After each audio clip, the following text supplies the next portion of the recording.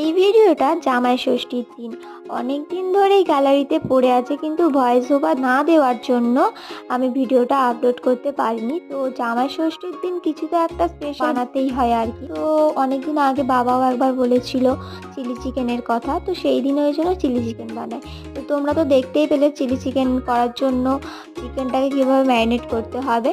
তো এরপরে আমি সসটাও বানিয়ে নিচ্ছিলাম চিলি চিকেনে দেওয়ার জন্য।